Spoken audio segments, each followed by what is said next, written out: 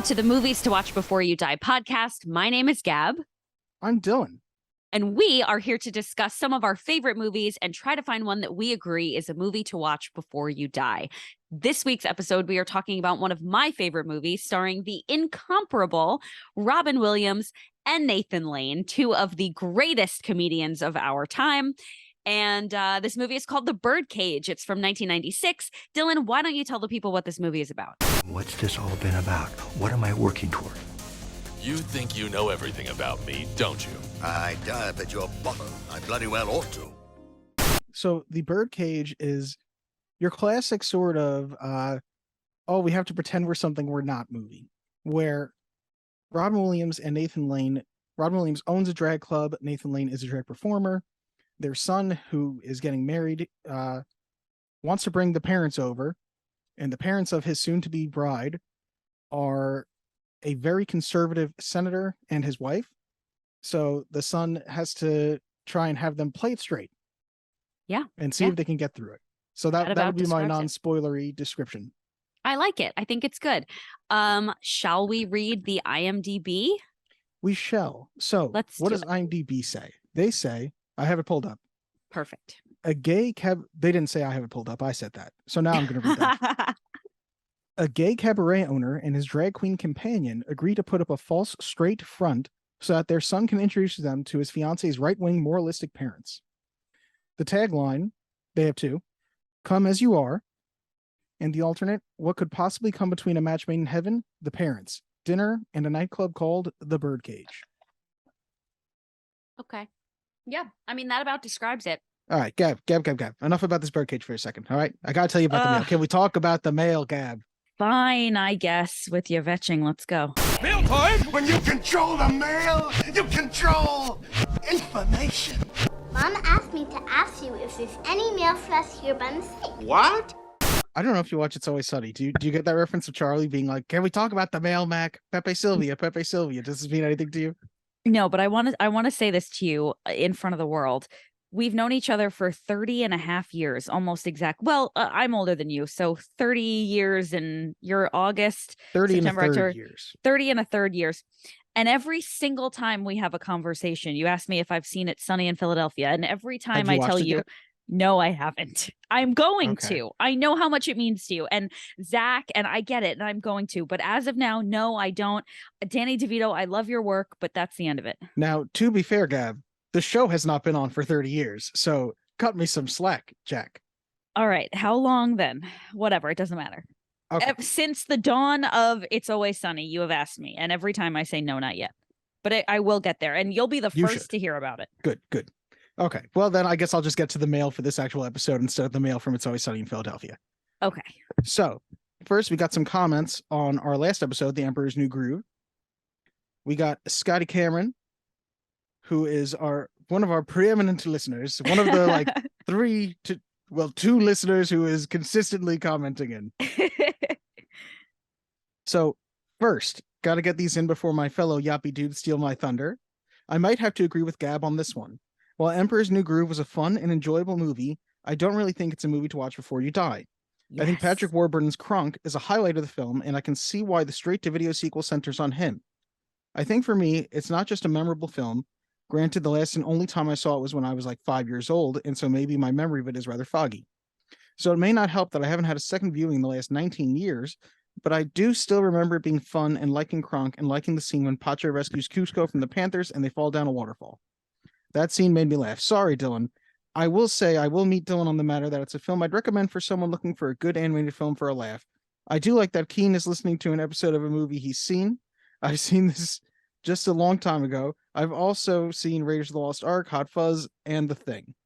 Keen and Dylan are the only listeners who have appeared as guests on Jump on the Batwagon so far, like we've been in actual episodes of the podcast. Where was I? I think I'm still cute for an appearance on that podcast, but the episodes of the shows they review on Jump on the Batwagon I requested are so far in the future. The Birdcage is a great movie. I love Ron Williams and Gene Hackman in the movie. Since Dylan called Ron Williams overrated, I'm recommending Insomnia. I find it to be one of Robin's finest performances and the most underrated Christopher Nolan film. Hate making another recommendation before you got a chance to cover my first, but Dylan forced my hand by calling Robin Williams overrated. Yep. Okay, Dylan says he still likes Ron Williams, still making the insomnia recommendation. If Hank Azaria was my neighbor, I'd ask him if he'd want a steamed ham. Which, great reference. Steamed hams. Also, Garrett Hedlund and John Goodman weren't skinheads in Death Sentence. They were just part of a gang. That's okay. I misremembered Death Sentence from a long time ago. Hedlund's character just had a shaved head. So they weren't skinheads, but they were shaved heads. They were shaved heads. Yeah. Yeah. I mean, realistically, like, if he didn't want to be called a skinhead, he should have kept a little bit of hair on, you know? Just a little bit. Yeah, just a touch. A member of their gang was a black guy, so they wouldn't have been skinheads. Maybe they're just very forward thinking. I don't know. I don't have a good response to that. Okay. That's incredible. I should really read this before I read this on here. I hope Gab is feeling better and that The Birdcage is the film you both agree on, because I do like that movie a lot. Thanks for bringing back the mail segment. Great show as always, and stay yappy. It is always our intention to do the mail segment. It is just sometimes a matter of time to do the mail segment. That is true. Also, Yes. I'd like to take back everything bad I've ever said about Scotty Cameron. And I don't know if I've said anything bad, but if I have, consider this me taking it back. He is now my new best friend, and I like him more than you. The pendulum swings wildly for you, Gab. Yes. Okay, Yeah. good to know.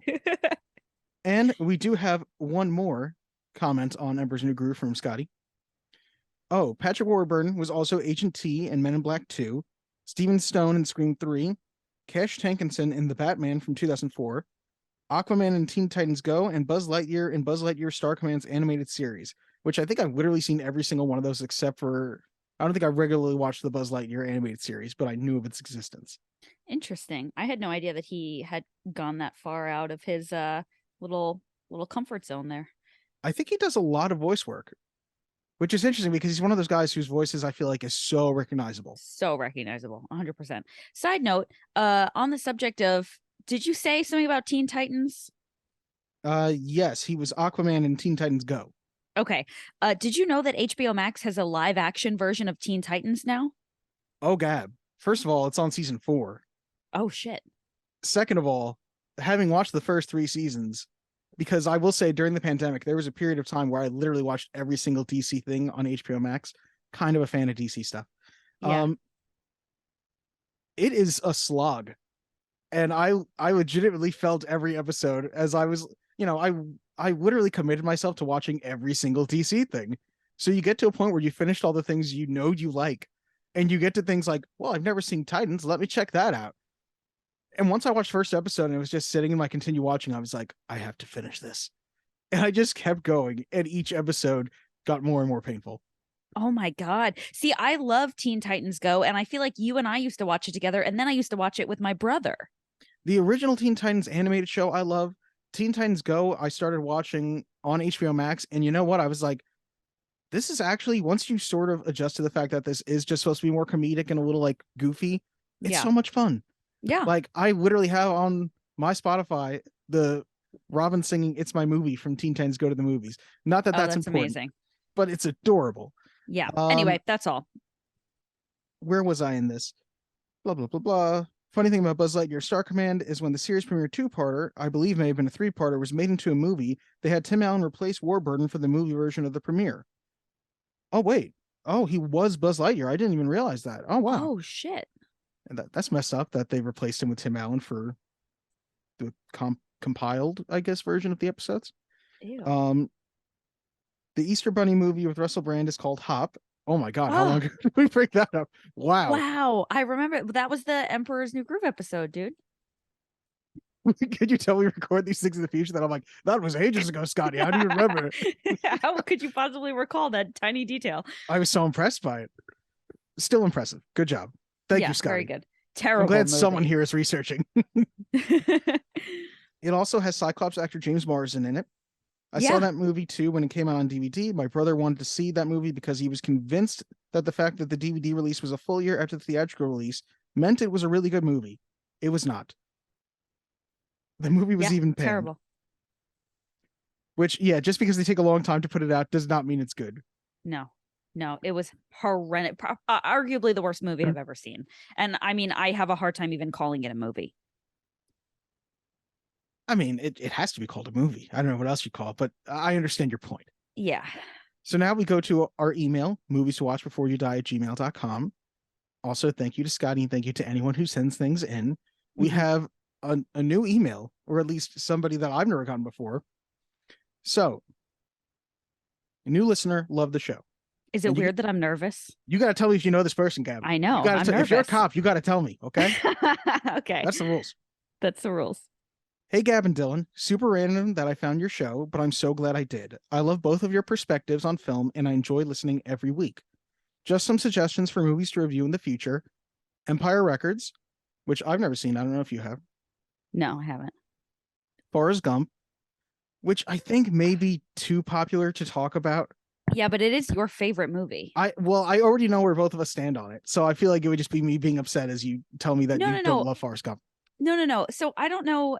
I don't want to spend too much time on Forrest Gump, but I have watched it and loved it. Obviously, I've seen that movie a bunch, but I think that now my perspective is if I were to watch it again, I would probably think it was uncomfortable. But that doesn't mean that I've watched it recently and felt that way. That's just how I assume I would feel. Okay. It's also, I mean, it probably has aged slightly. Spaceballs. Oh my God, I love Spaceballs. The Princess Bride. Obviously, we both love that movie. It's a damn classic. And American Pie, which he says, this one I think could make for an interesting debate given a fresh 2022 lens. Is it a film classic or is it cancelable? I've never seen it. Really? Yeah, but I love Jennifer Coolidge. Well, everyone loves Jennifer Coolidge. But yeah, maybe that is one to add to our collective list. And we got to add Insomnia, What year did that movie come out? American Pie, probably like 2000, 2001. I mean, so I was 9, 10, you know what I mean? And I don't think I saw it when it came out, but I old... think I saw it at some point. I know I've seen the first 3 ones. Yeah. Yeah, I never got around to it. All right. Keep up the great content. Until next time, Trevor. I don't know a single person named Trevor. You're not aware of any Trevors? No Trevors. Well, neither am I. Well, thank you, Trevor. Thank you, Trevor. And tell us how did you find this? Yeah. I'm pretty sure it's just Key Machine and Scotty and my wife and Gab's boyfriend who listen, but thank you. Yeah, honestly. Oh my God, that's amazing. Well, Trevor, email us back, tell us how you found us, and based on our voices, tell us which one of us you think is more attractive. What the hell? Why would you take that there? What does that have to do with anything? I just want to know which one of us sounds better looking. We This both isn't know a which sex one of line. us is better You're not calling in. All right. Any more mail? Right. Yes, we have an email/voice message from Keen Machine. Amazing. Let's go. Subject: The Emperor's New Groove response. Greetings, Dylan and Gab. And this unfortunately has a strike through it. Congratulations, you did it. You found a mutual movie to watch before you die. Then there's a big strike through the whole thing. Oh, sorry. I got ahead of myself there, apparently. This movie may have been predictable, but Gabby's unfettered disapproval certainly was not. Don't worry, Gab. I still appreciate your honesty. Gotta stick to your guns. The quest for a true movie to watch before we die goes on. Voice message attached. Kind of had trouble with that, but voice message attached. Keep it keen. Greetings, Gab and Dylan.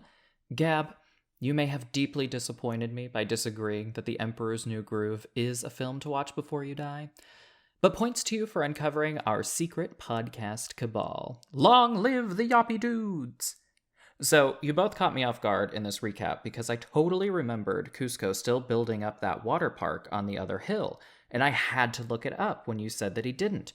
Needless to say, I was shocked when I saw that it was just a small cottage that he ended up building. Is this a case of the Mandela effect, or am I just alone on this one? Also, we're back to normal because I definitely have not seen The Birdcage. So, looking forward to the review. Keep it keen. Maybe this will influence you to see The Birdcage once you finish this episode, but I think the reason you probably thought that is based in the world of billionaires we live in now, where they tell you they're going to do charitable things. You would never actually believe that one of them is like, yeah, I'll just, I'll build a cottage and I'll still have an okay time. Elon Musk and Jeff Bezos are not ever building a cottage. They're kicking Pacha to the curb, baby. Yeah, no question. That's so interesting. I wish I could add my 2 cents into whether or not that's a case of the Mandela effect, but as I've only ever seen this movie once, I don't know. But either way, pleasant surprise. The wealthy ruler did not do something obnoxious. That's why they call it a happy ending. Yep. They Yeah. don't call it a realistic one. However, there was no happy ending on our episode. No, but maybe this will be the one. So let's get back to talking about the Birdcage and see if this has a happy ending. Yeah. I'm just gonna say it. This movie makes me laugh every single time, like no matter what. And honestly, the thing that we haven't mentioned is that the what I think is the real shine of this movie is Hank Azaria as Now- Agador. Wait, Gab, not to interrupt you. You didn't even say opinion time. You gotta say, and you gotta have fun with it. Sorry. So I can play All the right. little jazzy clip. All right. So listen, what I gotta make it jazzy? You made a clip for that. You know, Yeah, make you it really need. Make it jazzy. Be like, it's opinion time. All right. But jazzy. So improvise and like do some beat bopping and scatting. It's opinion time. I don't know if it's jazzy, but that's fine. That's fine. Well, it was in the vein of the film. True. I Okay. shall now shut up. In this critic's opinion, You know, that's just like your opinion, man. Well, I have a right to my opinion, and my opinion is you have no right to your opinion. Incredible movie. You know what it is? The plot of this movie is pretty simple, right? It's Nathan Lane dressed as a woman. It's Robin Williams who is gay pretending to be straight. It's the classic mix up, the costumes, the can we convince them for one night that we're something we're not. It is very simple, but it is so funny because these two comedians are just so hilarious. Nathan Lane as the over the top gay drag star, Robin Williams as the relatively under the radar, kind of keeping the whole family together. Definitely more husband. He's definitely more the words. He's definitely the more subtle of the two in this one. Yeah. Right. But still hilarious as himself. Yes. And then, like I said, Hank Azaria as their loving butler in the role that they're playing. I think they consider him a maid otherwise. Agador, who is from Guatemala and is just comedic genius, top to bottom. I love this movie. It makes me laugh every single time, no matter what. And it's not overly complicated, but it is just a good time. There's And definitely I cannot imagine that we're not going to agree on this. there's definitely a lot I really liked about it. And I will tell you, my first thought going into it within the first 5 minutes after what I felt was a really good establishing shot, which I actually did find something written about that at the end, but it is a really cool establishing shot of I guess is it Miami? No, they specify what the town is, but It's South Beach. South Beach. So they do a really Collins good Avenue. job, yes, showing you Miami, South Beach, and sort of like bringing you into the Birdcage. But my thought, as soon as we get to any character speaking, was, am I going to feel that this is really, really dated by the end? Oh yeah, for sure. And am I going to feel that like some of these character portrayals are really, really dated and stereotypical by the end? And I will say, I don't think I felt that drastically. Now, obviously, neither one of us is gay. Neither one of us is obviously a drag queen or king. Sure. But I definitely felt, and I would love to know if anyone else felt the same way. I do think Agador is the one that stands out to me as like, maybe this doesn't work. Sure. I mean, listen, I in didn't really like Robin 2022, Williams, yeah, he's great. who I said like a week or two ago that I was like overrated. That's why I chose this. I think that in 2022, I mean, listen, we're talking about Hank Azaria, right? Like in 2022, we've already made Hank Azaria stop doing the voice of Apu on The Simpsons, right? Like we understand now that that's not okay. However, in 1996, it was fine. And he's so good at it. And he's so funny. And the thing is, he's using obviously like a fake accent, right? He's playing somebody from Guatemala. It's And totally he's a voice he also- does on The Simpsons, by the way. There's a character on The Simpsons he does who like the character's always like stupid lady, and I'm like, oh my god, that's the same voice he Yeah. does on The Simpsons. Yeah. For sure. And he's so good. And he's obviously also playing a very flamboyant homosexual man. So he's, Yes. that adds to it. Him dancing around as Gloria Estefan, like, it's a lot, right? But it's so well done. And I think the thing about this movie that kind of makes it work, and obviously, like, I'm not necessarily saying that it's okay to be doing all of this. And, I think we've come a long way as a society. But like, I don't think this movie has a malicious bone in its body. Like, I don't think there's any malice in this. I don't think there's any, like, if anything, on the contrary, I think that in 1996, this was probably a pretty forward thinking Yes, movie. I totally agree. Actually, I do.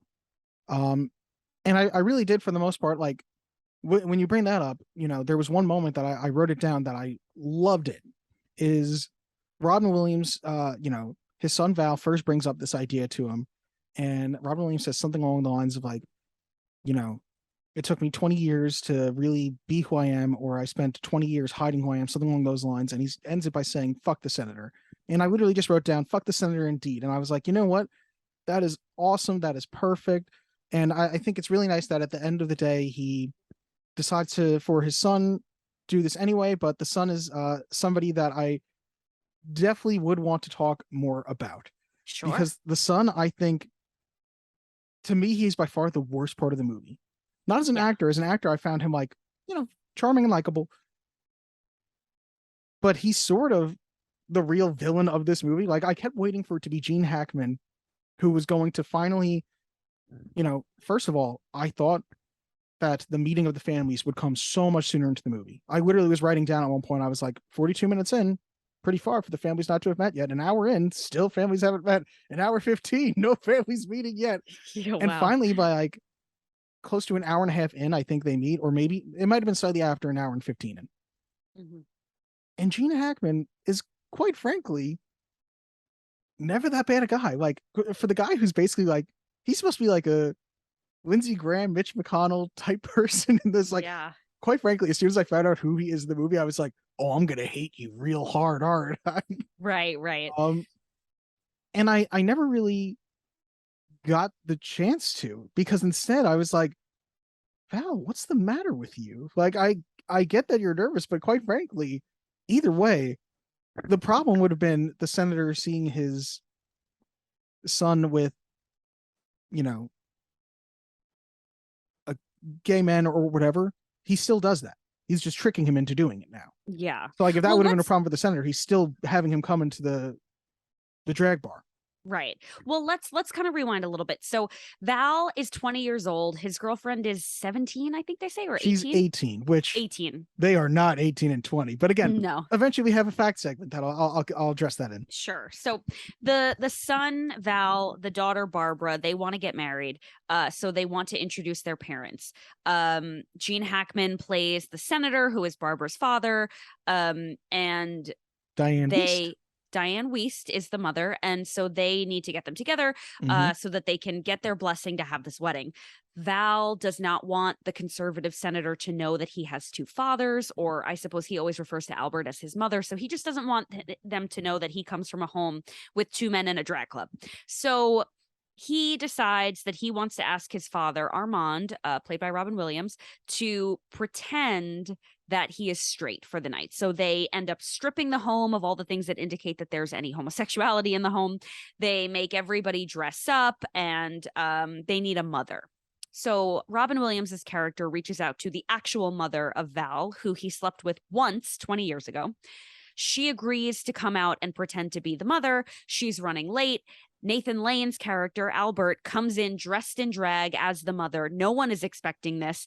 And then they need to put a note up on the door that tells the actual mother, don't come in. We already have a mother. She, of course, doesn't see the note. She comes in. Chaos ensues. So yes, it's just a very classic case. So yes, I would agree with you. Now, I would also say, though, that I think in 1996, they may not have wanted to make that character a total villain, because it wasn't really uncommon to have those thoughts that, like, it was immoral for two men to be together. And, that, I mean, they're not married in the movie, right? Like, they couldn't be married in the movie. Right. So it's like, it's not like a very classic case now of either you agree with this or you're really outdated. They don't paint either one of them, by the way. Like, even if I'm trying to make the son out to be the true villain of this, they don't paint either one of them as monsters. They certainly don't with Gene Hackman. He has one line where he says something about being gay and moral fabric. And you know what? It's the worst thing he says.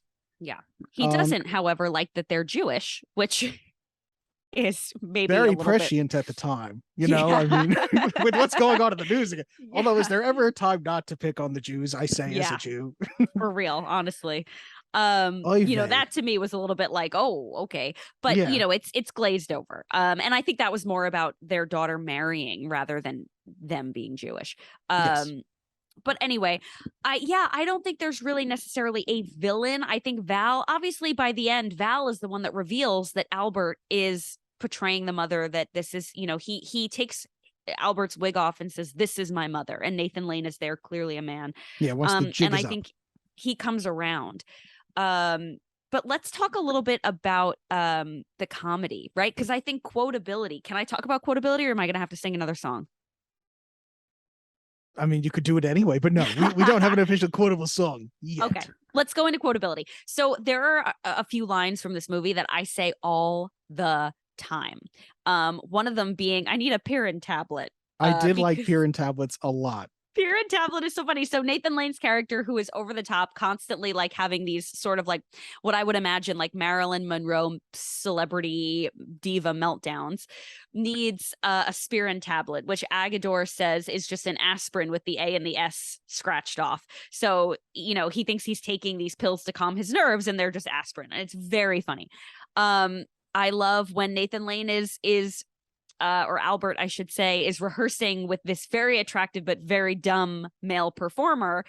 He says, he's chewing gum. He can't be chewing gum. And the guy goes, "It helps me think." And Albert goes, "Sweetie, you're wasting your gum." Hilarious. I didn't even remember that one, but that's pretty good. So funny. And then he says something else and he goes, "Why don't you try more gum?" It's so funny. And then finally, I think the highlight of this movie for me, the absolute funniest part from top to bottom, is Agador, Hank Azaria, says that he can't wear shoes because they make him fall down. So he's walking Yes. around barefoot. And then finally they force him to put shoes on. And when he goes to answer the door, when the senator and his wife show up, he just has this crazy fall that he goes, "Coming," and falls. And it's hilarious. Well, then he, of course, it's the shoes. Right. It's so good. I just think this movie is, there's not a moment that goes by where you're not laughing, whether it's the physical comedy, whether it's the dialogue. Obviously, Robin Williams and Nathan Lane are both incredible improvisers. So there's a lot of this movie that is improv, directed by Mike Nichols of The Graduate, which I think is tremendous. And I read a fact that said that he made them do at least one good take of the scene as written before they were allowed to improvise. But most of the movie wound up being them improvising. Yeah, which I feel like is, you know, a somewhat common improvisational technique. Sure. Words are hard, Gab.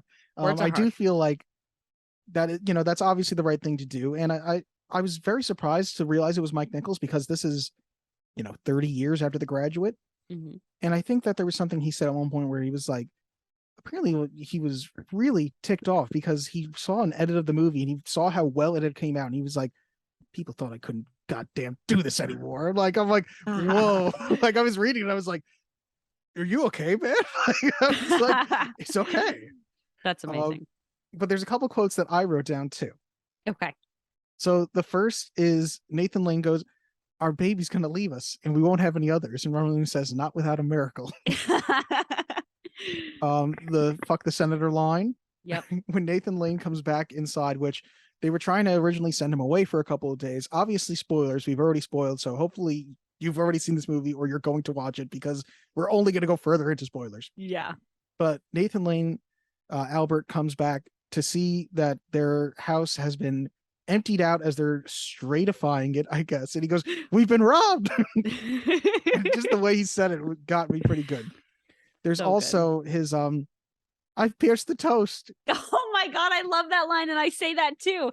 He's trying to act like he's straight. And so Robin Williams is trying to teach Nathan Lane how to butter his toast straight. So he's like, "Grip the knife. Really, you got to schmear." Because Nathan Lane was doing like little dabs. He's like, "No, you got to schmear." And Nathan Lane's Then like, schmear. "Yeah, schmear."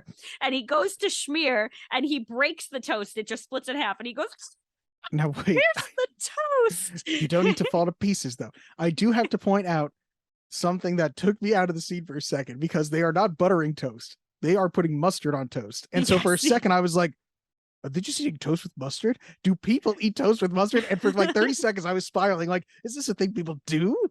And then I realized they're putting it on a sandwich, and I was like, oh, okay, that's fine. Yeah. Oh my God, I say that all the time. Anytime I go to a diner, I go, "Pierce the toast." Okay, here's another one. Uh-huh. Again, it's during the attempting to straightify Albert. Armand says, he's talking about regular manly stuff, and he goes, the Dolphins 4th and 3 call. How do you feel about it? And he goes, betrayed and bewildered. It just cracked me up because I can't imagine any time in talking about football somebody saying that. Yeah. It's so good. There was also a moment that, I realize in retrospect it makes total sense, but Catherine Archer, who's the mother, says, I thought about you so many times. Every time I saw an ad for the Birdcage, which to me was very confusing at first because I didn't for a second I didn't remember that the name of the club is the Birdcage. So I was like, is that just like the most meta thing I've ever seen? Like, I was like, is she talking about the movie in the movie? And I was so freaked out for a second, but I really I put it together by the end. I was like, the club's the Birdcage. Yeah. So not my best moment. That's hilarious. Senator Jackson's last words, your money's on the dresser chocolate, which was not her name. Yep. Senator Jackson is the senator that the father, Senator Keeley, was associated with or campaigning for or something like that. And he died. They were on the like League of Moral Conservatism or something like that. Yeah. And he died in the bed of an underage Black prostitute. So it was like a whole thing. And that kind of is a huge part of the movie where it's the media is following Senator Keeley around because they want to comment on this. And so there's a little bit of kind of back and forth when the parents are together, where obviously everyone in, Val's life is acting very strange. And the senator thinks that it's because they're uncomfortable with the fact that he was associated with Senator Jackson. And so that kind of gives that leeway of like, well, of course they're acting strange. They're embarrassed that their son wants to marry my daughter. I didn't realize how many quotes I have written down. So I'm going to keep going with some of these. Please. Robin Williams, Armand going, this is hell. And there's a crucifix in it. This is okay. I'll go to the quote first, but then I have something I need to address that was really weird during their dinner. In Guatemala, chicken is their only real currency. A woman is said to be worth her weight in hens, and a man's wealth is measured by the size of his cock. And you know what? That was good. Even if I was watching this at like early morning by myself, which we've always said is the worst way to watch a comedy, that was good. So good. What about when Agador is Agador is responsible for making dinner. He clearly cannot cook. He made a peasant soup with sweet and everything sour peasant soup. Anything he could find in the kitchen. And then they went in and realized that he never made an entree. And there's just and this soup is disgusting. No one is eating it. The entree. It's like a stew. It's so good. I just think Hank Azaria deserves so much credit for this role. Like, to be playing with Robin Williams and Nathan Lane and to hold your own. And I know Hank Azaria is obviously very talented, but he steals the show from these two heavyweights. Like, it's unbelievable. It was apparently initially a much smaller role too. That apparently there was going to be somebody else as like the butler, and he was just going to be somebody who helps Nathan Lane's character get dressed for the performances. Mm-hmm. Yeah, but he was too good. Yeah, I think it was David Allen Greer was going to be the butler, they said. But first of all, I guess they didn't feel comfortable with having I believe they had said somewhere, I'm trying to remember this might have been IMDb trivia, so we have to take it with a grain of salt. Yeah. But they said something about maybe they didn't want to have a black man as the butler, and the way that could have been, I guess, combined with the already stereotypes that they're having as gay men.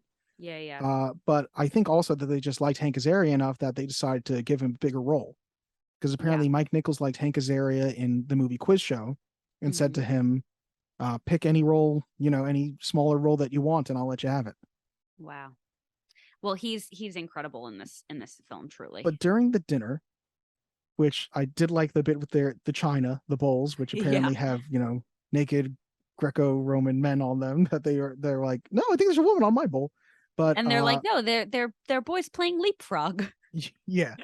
But I kept being like, at first it was just the way it was framed, and then we do get a wide shot eventually, but at first I was like, where's the table?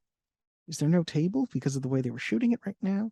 And we get a wide shot eventually, and the table is the thinnest shortest table I've ever seen. This is like smaller than a coffee table. And I'm like, how are they all even eating on this table? Why is this like this? And again, was this important? No. But it totally took me out of that scene where I was like, that's a you problem. no, it's weird. It's weird. You go back I and mean, you fast forward to that part of the movie, Gab, all you're right. not going to be able to not notice that table is for some reason. What is this? A table for ants? Like, I was like, what is going on here? All right. I mean, I've seen this movie a million times and that has never bothered me, but okay. Have you noticed it though? No, I don't think so. Oh, I hope and look forward to it bothering you in the future then. Great. Thank you. You're welcome. Something that I do love is when Robin Williams goes back into the kitchen to find out that Agador, who what I love also, when Agador answers the door, he introduces himself as Spartacus, and then they keep accidentally calling him Agador, so they start calling him Agador Spartacus. So when he goes into the kitchen and realizes that Agador has not made an entree, he ends up walking. Robin Williams is getting ready to walk back into the dining room and falls, much in the same way that Agador fell when he went to answer the door. And you just hear Robin Williams laughing. Like, it's so obviously that wasn't meant to happen. Yeah. And it just brings me such joy. And you can tell he's trying to stop Hank Azaria from laughing because he's going, shut up, god damn you, shut up. Yes. It's so funny. And they just kept it in. It's great. Okay, what's the next section? Because I can't wait to find out that you agree with me. Okay. Well, we're not there yet. So first we have to get to the facts. I want the truth! Face the facts, Dukes. Facts have no place with an organized religion. Okay, the facts. Let's hit the facts. Okay. Hit me with facts. So let's start with our basic Don't scores. hit me with fish. Oh my God. Which I did end. Oh wait, that episode hasn't come out yet. Stop referencing. Okay, stop. Oh wait, stop. it will have by the time we get to this. Yeah, what are you talking about? I'm gonna be honest, Gab. I'm a mess right now. Okay. Okay. Anyway. Maybe I'll just cut all that out. Although every time I say that, I leave it in. Okay. Good. So let's talk about the facts of the Birdcage. Okay. The movie we're talking about right now. Hit me with the first, facts. IMDb gives it a 7.2 out of 10. Respectable. Yeah, it's better than Mrs. Doubtfire. Is it?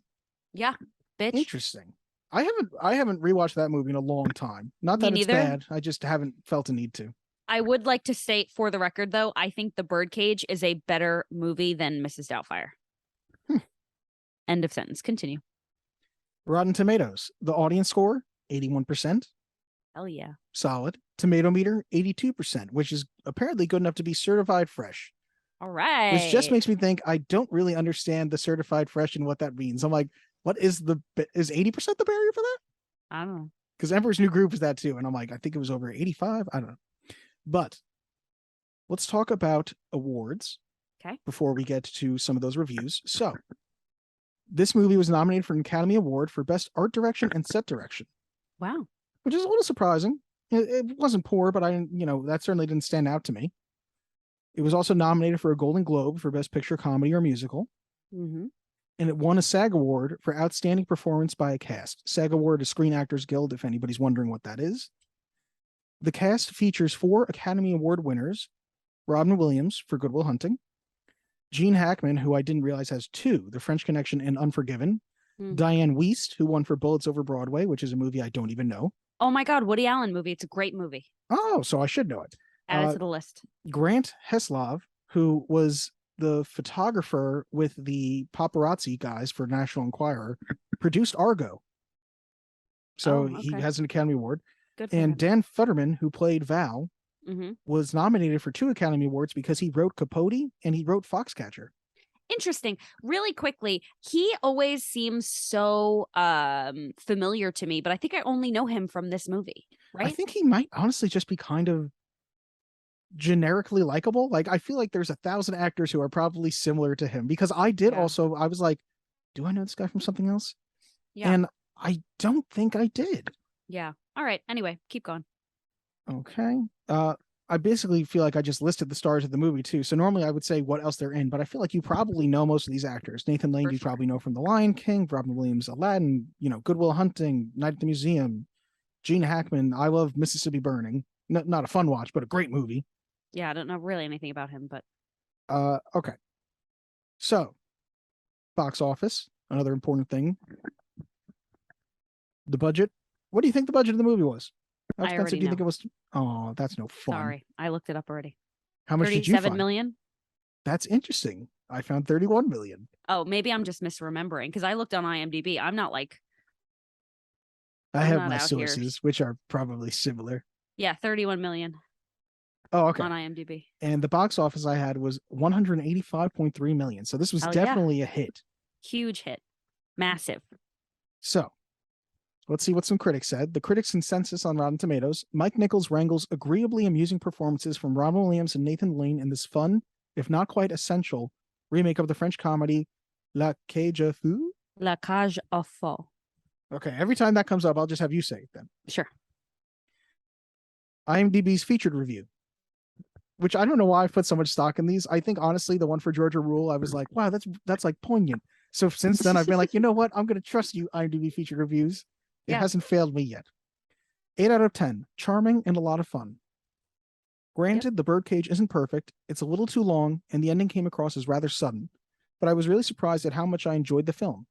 It looks good, has a nice soundtrack, has an, I think, terrific script, good pacing, a fun story, and above decent direction for Mike Nichols. As for favorite scenes, there are some greats, but who can forget the dinner scene? The whole film is worth watching just for that scene and for so many reasons. The acting I had no problem with whatsoever. Ron Williams underplays, but still delivers the laugh solidly, while Gene Hackman proves he is great as a comic actor. Diane Wiest, Callista Flockhart, and Hank Azaria also give terrific turns. However, it's Nathan Lane's hilarious turn as Albert that steals the show. All in all, this is very good and very funny and charming. Now, Callista Flockhart, we have not really addressed much. She played Barbara, the love interest, who is supposed to be 18. Yeah. She went on to be the star of Ally McBeal, which is a show my mom watched. And marry Harrison Ford. They're still together, aren't they? I don't know. I really don't care about Callista Flockhart. My world would go on if she never existed. Sorry. Whoa, that doesn't seem like not caring. That's harsh. Sorry. I'm not saying I wish she didn't exist. I'm just saying like she means nothing to me. Okay. But anyway. So, Callista Flockhart is 30, and the actor playing Val, who's supposed to be 20, is 27. Let's do one or two more reviews real quick. Roger Ebert, 3 stars. The Birdcage isn't about plot anyway. It's about character and about the twisted logic of screwball comedy in which everybody acts the craziest just when they're trying to make the most sense.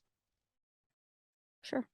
Michael Cuby, in 2022, both hilarious and politically incisive, The Birdcage, a remake of the 1978 French farce La Cage aux Folles. Thank God you're here, Gab. Stands up surprisingly well through a modern lens. Rob Blackwelder.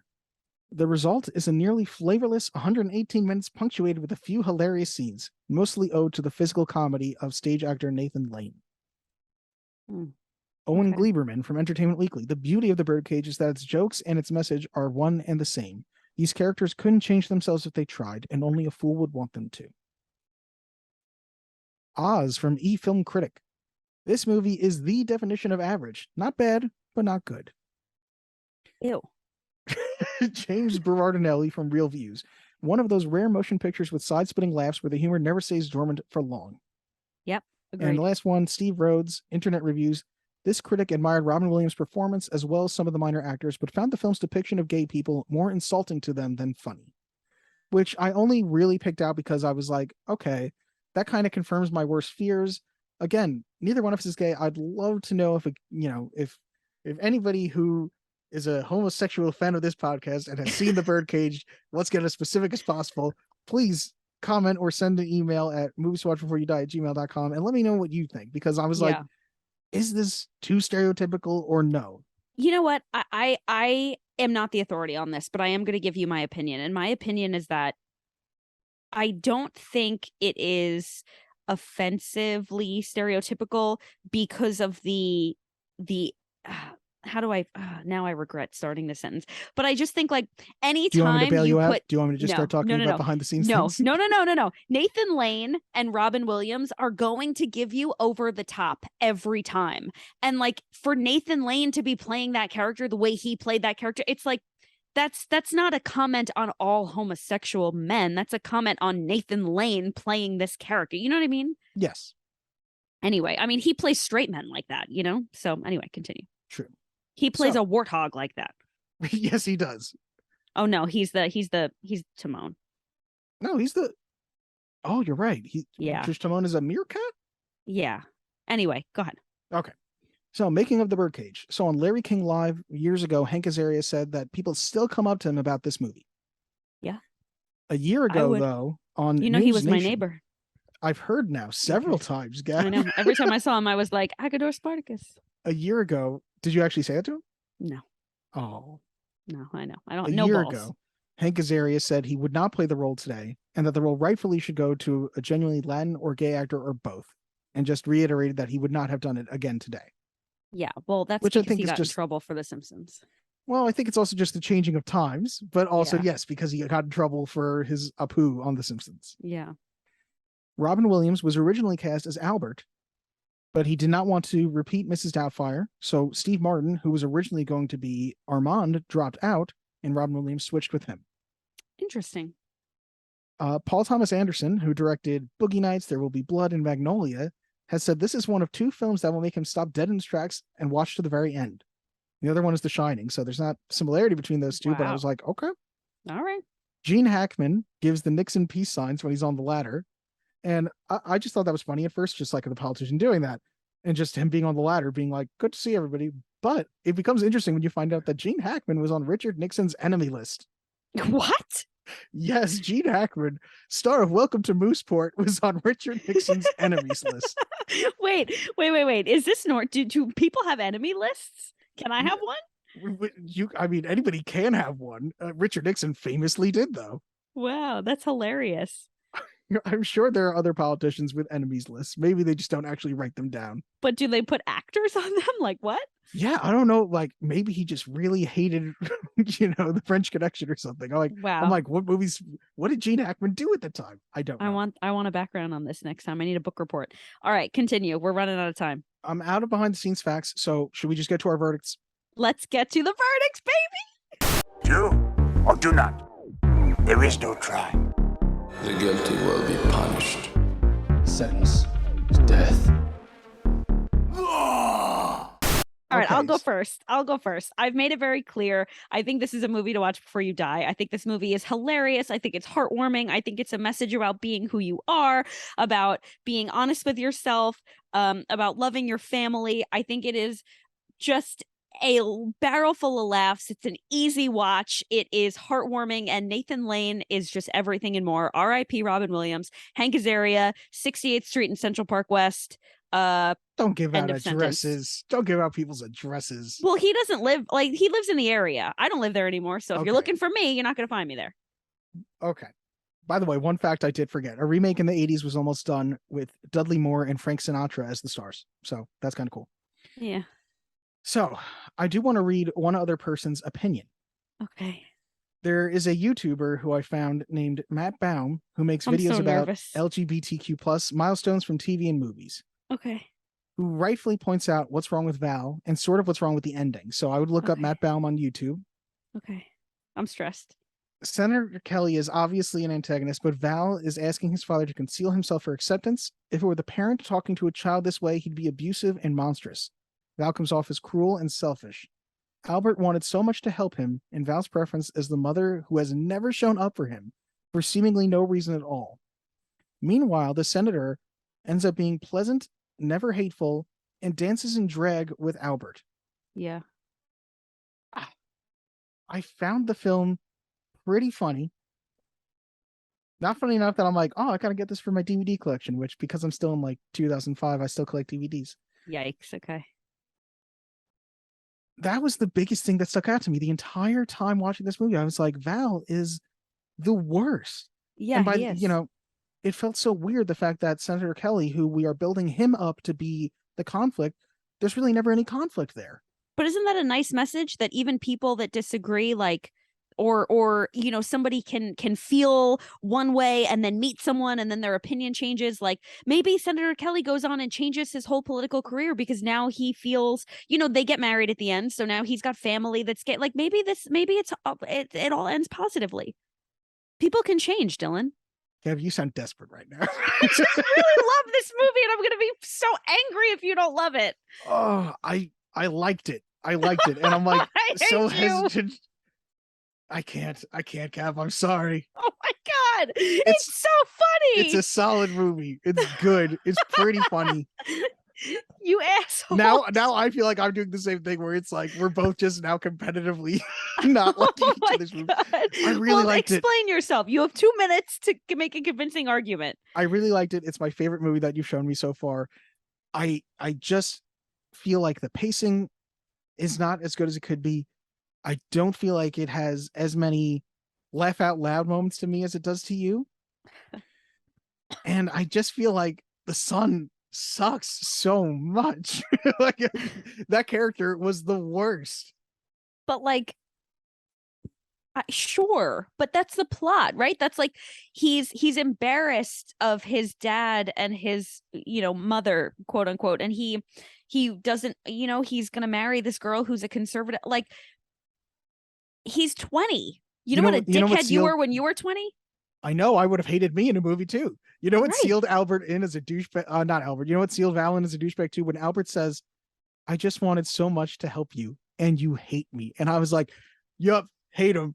Yeah, and that's Val. fine. You can hate Val. Val is the antagonist in this movie. He's the reason that we're doing this. We have 1 minute left. I just want to express that you're a disappointment to our family. Oh my god! And you bring great dishonor to our ancestors. All right, Mulan. The Birdcage is very good. I would recommend it to people. I don't quite think it's a movie you must see before you die. All right. I'm so sorry, Gab. We're so close. It's okay. It's all right. My whole day is I'm blown away. I now understand what you mean. I'm like shocked.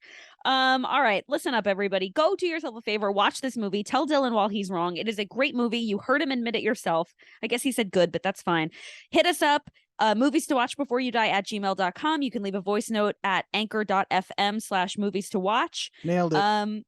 Thanks for listening, guys. I mean, the Dolphins, 4th and 3 play on their 30-yard line with only 34 seconds to go. How do you think I feel? Betrayed? Bewildered? Wrong response?